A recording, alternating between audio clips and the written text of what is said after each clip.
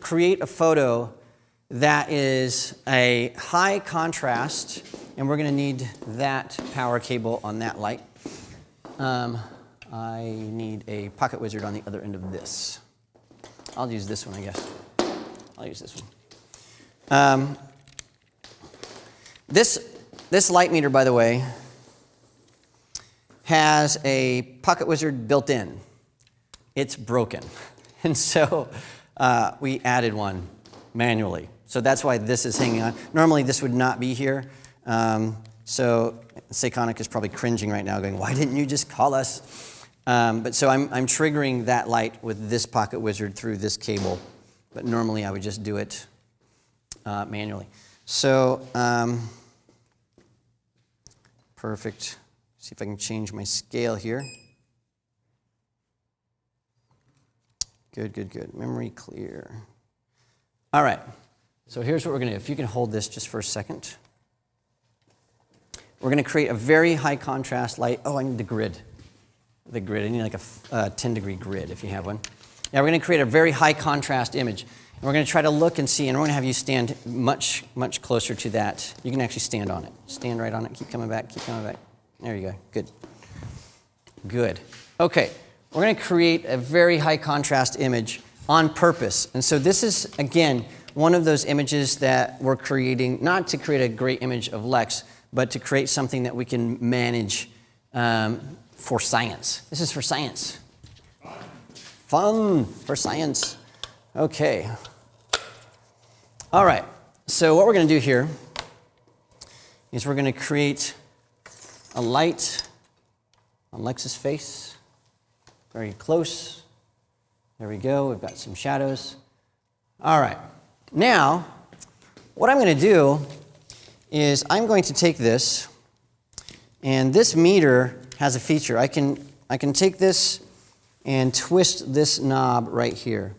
And what that does is it says when it's on this mode, it's using the lumisphere to gather values. And so it's incident metering. When I twist this, it's now in reflected metering mode, and I'm looking through this little thing, and it looks just like a gun sight. And so I can see through that, and there's a tiny little dot inside there, and it's very specific. So I can look through here, sort of like a telescope or a microscope, whichever one you want to think of this as. And I'm going to shoot this, so there we go. And I can meter, and it will give me a reflected value at that point. And it's expecting that reflected value to be middle gray, just like through the lens metering, okay? But the difference is I have a little scale at the bottom of this, and I'm not sure this will ever show up, but there's a tiny little scale here. It's got a 0, and it goes all the way down to minus, let's see, so it's -7 and +7. Those are stops. And I've calibrated this to my camera.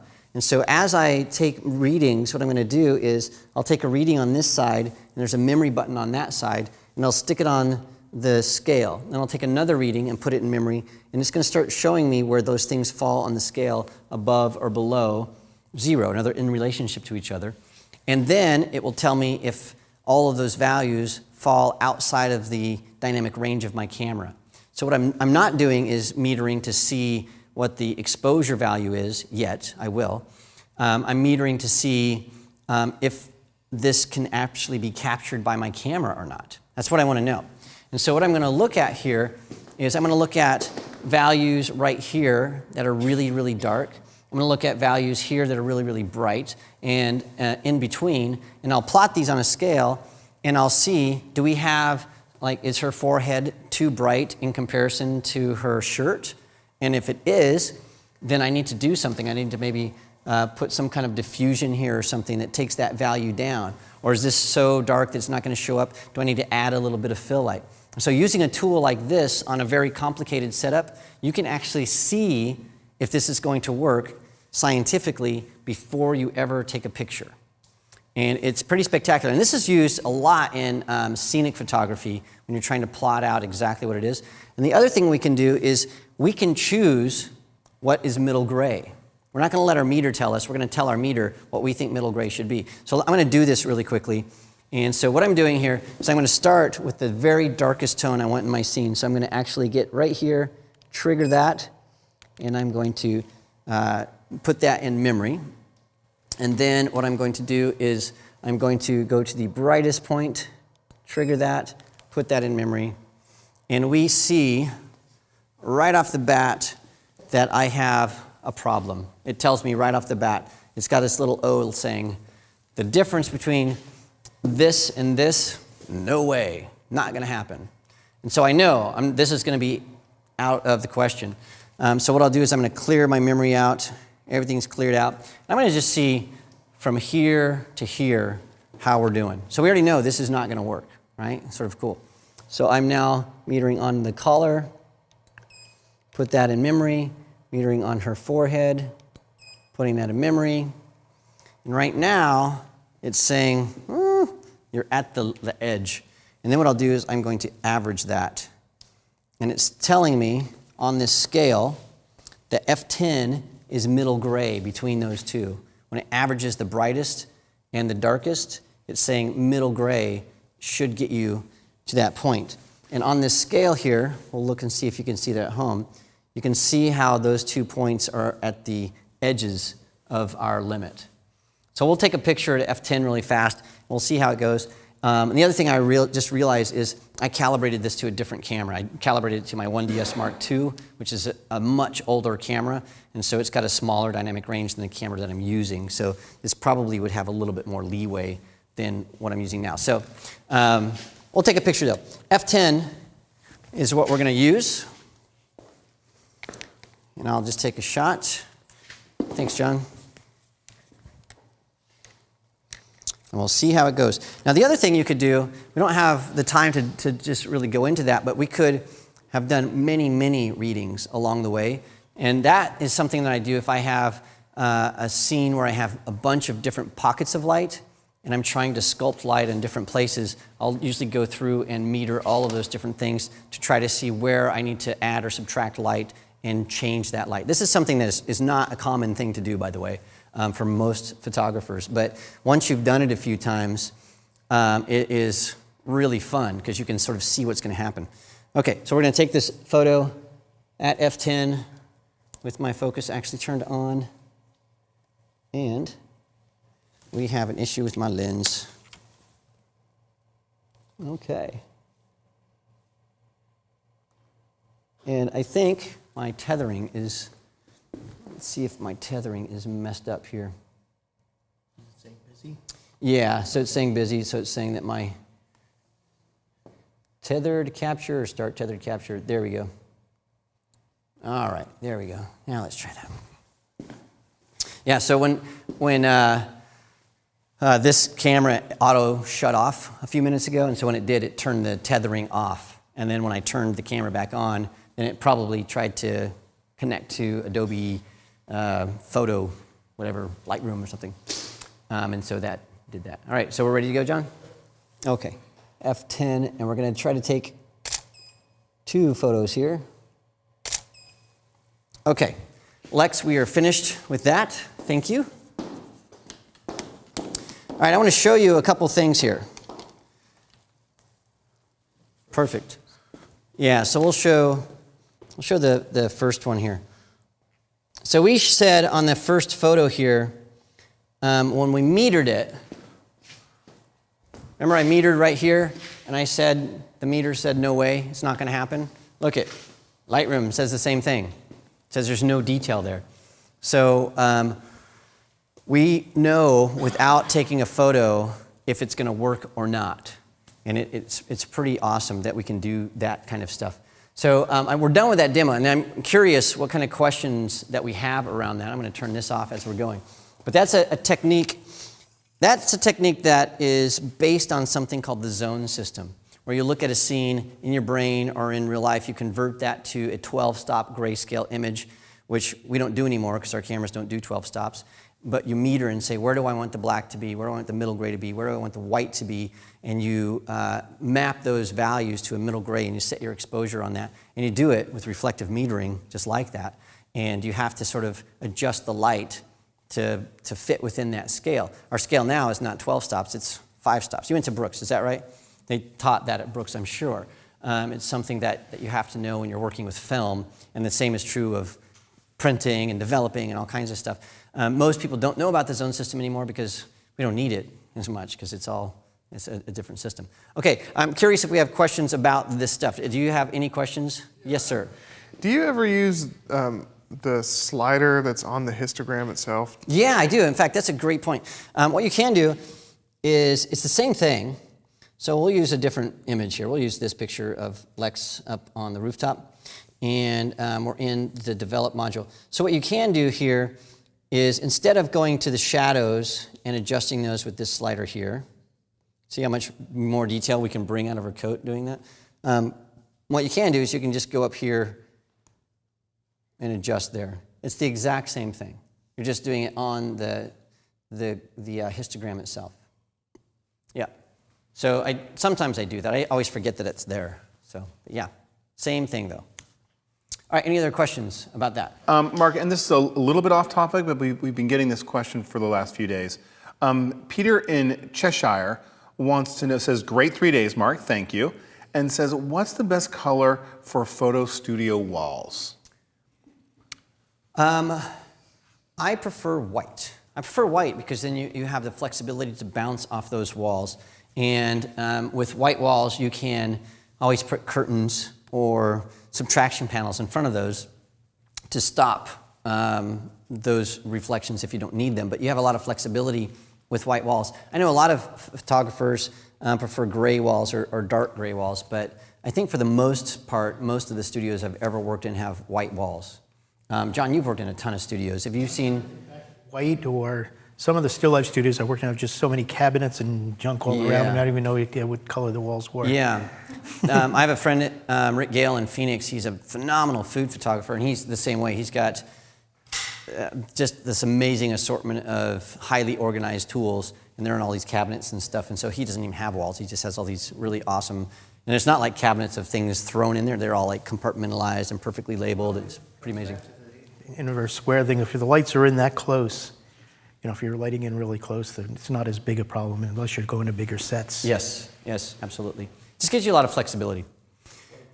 All right, a clarification question from Steve, who said, you were saying earlier that you would use the histogram to determine if the exposure was correct. Can you explain exactly what you're looking for? Yep, absolutely. Let's just go look through a couple of photos, and I'm going to turn off the histogram over here. I wonder if I can actually, I can do that. All right, let's take a look at a couple of photos. Let's take a look at this photo here. This is overexposed. We know that. But what we're going to do is we're going to reverse engineer this histogram.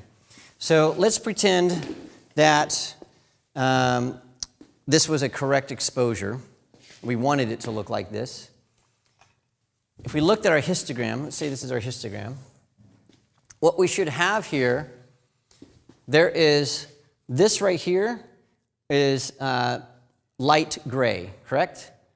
Is there any black in this image anywhere? No, not at all. So we should start to see some values around the middle gray area. And we should see a lot of values over here in the white area. Something similar to this. It's not going to look like this. But we should see very few values down here if that was a correct, if that's what we wanted. This is what we should see. And if the histogram didn't look something like this, we would know that something went wrong. So now I'm going to reveal the histogram and see what it looks like. Shwink. Look at that. So we have a lot of these gray values, but a ton of white values. Let's say that we wanted this to be exposed correctly. If we look at her shirt, it's black. Is there anything black in this histogram? No. So we know that it's incorrectly exposed. And so if we go in here and we can start bringing that down, it'll never look right because the values that we needed have been lost because it was so overexposed. Let's look at another image, and then I'm going to take a test of the students in here. I'll try to make it an easier one. Okay. This image here. All right. What should this histogram look like? What should it look like? How much black should be in this histogram? Yes? Like a U? A U? A U shape? A U shape. I like where you're going. I think sort of. So down here we should have, are there any absolute blacks in this image? Yeah, so in this area we have, I think, dark shadows. I don't think these are absolute black, but I'm going to go with you and say we should have something in this area here. We should have something down there. The whites, do we have lots of white here? Ah, you're going to be fooled. This is gray. We'll see it's gray. So I'm guessing that we should have a lot of something in this area, right? Something there. And then skin tones are usually around the midtones. So I'm thinking we should have a little bit of something here. So I think we were going to have a little, and then a little spike, something like that. So let's see what we have. Okay, so this was a little bit, I overestimated that, but we have this sort of similar shape like that. Yeah, so it's not quite a U, but it's a U. Yeah, so that's what we're looking for is, does the histogram represent what the image should look like? And so let's do one more.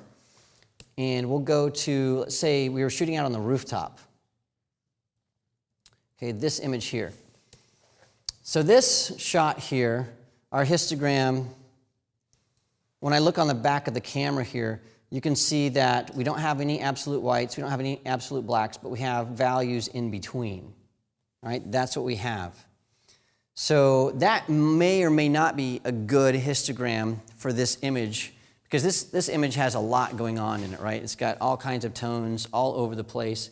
But what I'm looking for when I'm shooting on location is, are any of the blacks clipped or any of the whites clipped? And does it fall within the range that I should expect? In other words, if this histogram looked like this, and everything was sort of bunched over to the left-hand side, we would know without ever seeing the picture that there was an issue, because we have clean, bright teeth, and we have a nice, bright sky, and we have some bright tones, but on the histogram, none of those are represented. So we would know, oh, we're underexposed. Or if we had the opposite up here, I'm going to turn off this so we can see, we know that we have a black coat and we have some dark buildings and stuff. We should have some dark values on this histogram, and with this exposure, we don't have any of those. So you can sort of see if things are to the right or to the left, to the extreme, that we would have some issues. So that's how we would use the histogram to sort of figure that out. Okay? We're good? All right, we have one more question. So in this is a rookie question, sorry, but I know that this monitor wasn't calibrated. So when you're actually looking at the image and the histogram, how do you know how close your monitor is to true colors so that you're not adjusting for the image you're seeing versus what the image actually is? You should calibrate your monitor. So John, in there's a color monkey, I think. Have you ever seen a color monkey? I might be asking you. Okay, if you can grab that for me, I'll show you how you fix that. So you need something to calibrate your monitor, and this is what I use. This is called a color monkey, and what it does is it's got a USB cable, and this little thing here helps to support it. But it's got several sensors. So it has one here, and you can rotate this sensor this way, and it can go here. So it actually, there he goes. So you can have a sensor here. It goes here, so it comes out that way, and forward and up. So what this will do, in the up position, this is going to monitor ambient light. Because guess what? The ambient light is going to impact what you see on your screen. So if you're in a dark room, your screen is going to appear brighter. If you're in a bright room, your screen is going to appear darker. So you should take into account the ambient light and how your screen looks. And also, the color temperature of the stuff floating around is going to impact that as well. So with a good calibration tool, it should always have something that monitors the ambient light. And with this one, you can actually leave it plugged in, and as the ambient light changes, it senses that and changes the monitor to respond. So it's pretty nice. You can go forward. This is for calibrating projectors. So you want to calibrate a projector to see.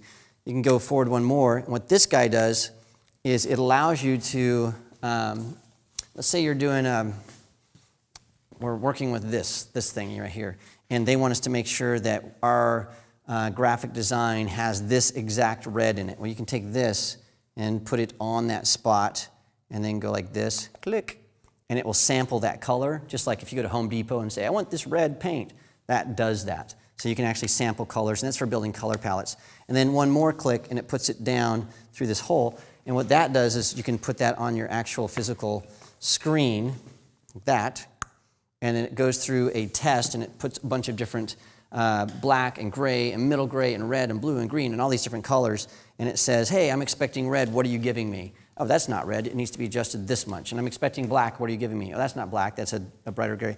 And so that will actually create a color profile for the screen and apply it, and then your screen will have color, will be color corrected. The thing, though, about doing that is nobody else is going to have a color corrected screen. And when you color correct your screen and make it accurate, it will look dim and desaturated in a lot of times, because it's going to match what the real colors are, and it's going to match what you can print. So what will happen is you'll create images for the web, and when you go to throw those to the web, everybody else is going to look at them and go, these look weird, because you did it on a monitor that had a totally different profile than them.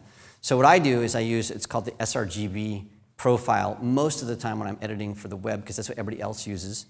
And then when I'm editing for an art department or for a commercial client, what I'll do is I'll use my calibrated screen. So again, we need a color management theory class.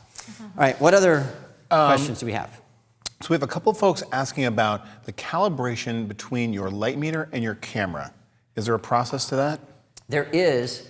John, somewhere in that stack of those, the big color checker and the black gray, there is a calibration target somewhere. Maybe you could find that. So the way this works, and you can't do this with all light meters exactly like I'm about to describe it, but on a light meter like this, what you would do is it doesn't have a USB port where you can connect it to a computer to do calibration.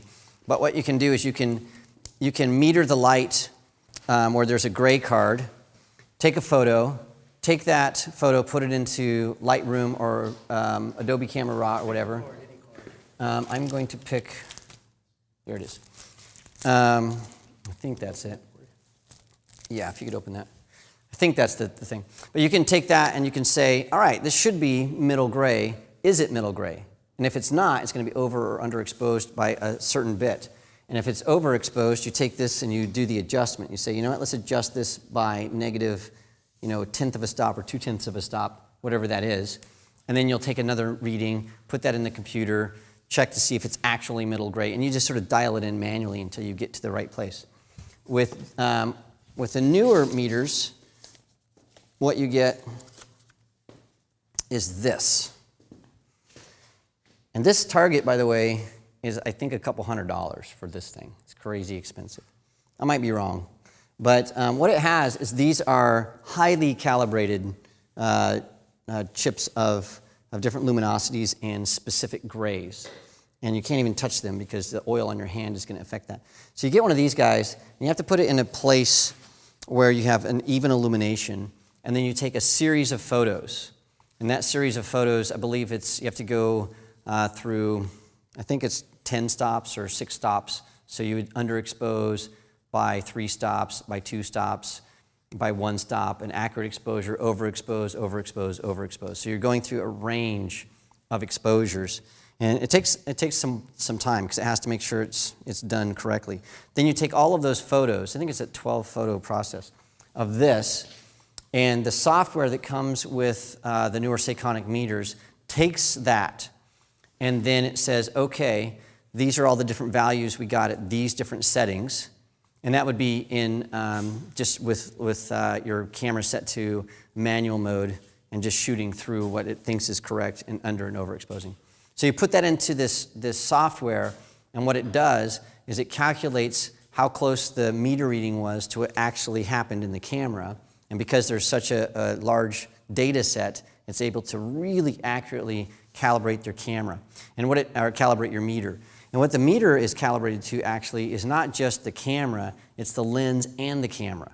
Because different lenses behave differently with different types of light because of all of those lens elements that we talked about. And so some lenses will let in just a little bit more light than another lens.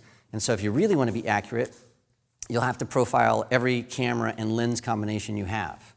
And so I've got, on a different laptop, actually in the studio, I've got all these targets. And so I know with my 1DS Mark II 70 to 200 millimeter lens, I actually load that profile into my meter, and when I'm metering, it's highly accurate. But as soon as I change to a 24 to 70 lens, I change to the calibration for that set. If I bring my 5D Mark III on, then I go to that calibrated meter. If I get my Nikon D3X, then so you see how that goes.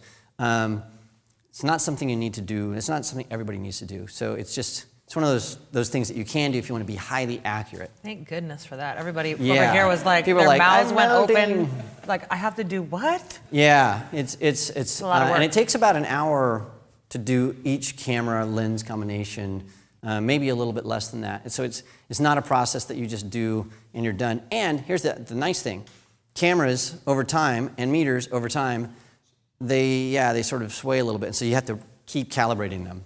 Yeah. So much fun. Good times. Okay, Good I have a times. question from Tough Toodle. So how do you adjust all of these same settings when you haven't used a gray card at all? Are you just guessing by using the histogram? You need a gray card. Spend the $6. You need a gray card. Yeah, you have to have some. That'd be like, how can you accurately know that your chicken is roasted properly without a thermometer? Well, you could see if you get sick, but no, you need a thermometer, right? You need some kind of way to see that. When you take a photo using different colors, those colors don't always translate equally to a black and white mix. And so what we have is we have some objects of different colors. And we are going to take a photo of that, and we're going to show you. And it looks like we have a locked wheel or something. So John's going to bring that out.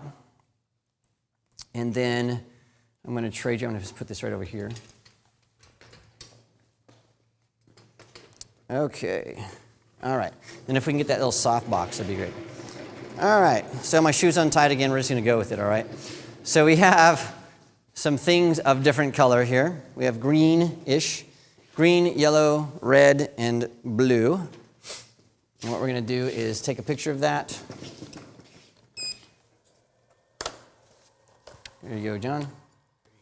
Thank you. I'll say it again. Everybody needs a cornicello. You know, it sort of sounds like a Thanksgiving thing, doesn't it? The cornicello's on the table. Everybody's thankful. Thank you for laughing at that. All right. You can tell everybody's getting tired, myself included. All right, we're just going to sort of take a photo of green tea and yellow mustard and tomato ketchup. Tomato ketchup. All right. Lacey did this, right? Who did this? It was awesome. Did Tessa do this? All right. These are the people that behind the scenes are doing all the kinds of stuff that nobody gets to see. So, like 2 hours ago, I'm like, I need an assortment of different colored things. 5.6. 5.6. Okay. Just going to take a picture of these things at 5.6. There we go. Got it. It's all good. Thank you, John. All right. Let's take one last look in Lightroom at something that I think is pretty fun. And that is what happens when we convert this to black and white. All right, we have our stuff. We have that. When we convert this to black and white, notice that green and yellow are the same tone of gray, right? They look the same. So if you had something like an outfit that was green and yellow with different patterns and you converted that to black and white, you wouldn't be able to tell anymore what was green and what was gray. And look at the red. It looks very, very dark. And yellow over here, is that yellow? Also just bright gray. And so it would be nice if there was a way that we could adjust the luminosity or the tonal values of different colors independent of each other. And the truth is, you can. In fact, on Lightroom, when you go into the preferences of Lightroom, one of the things that it's going to ask you, let's see if I can find this. Okay, when it's right here. Should it auto-apply a mix when first converting to black and white? In other words, it's saying we have to figure out how to convert green to a certain shade of gray and red to a certain shade of gray and all these things. So which shade of grays do we use? Should we just do it automatically, or would you like to choose? And so I leave the auto on, but this could really be impacted when you're working in portraits, or more specifically in a scene. It's going to have an impact on the colors that you choose if you're shooting for black and white. So it's very important to understand this. So what we can do here is there is a black and white mix when you're mixing. And this is not only in Lightroom, but it's also in Adobe Camera Raw and a lot of RAW converters. So when you're converting something, don't just say make it black and white. We want to say make it black and white in an intelligent way.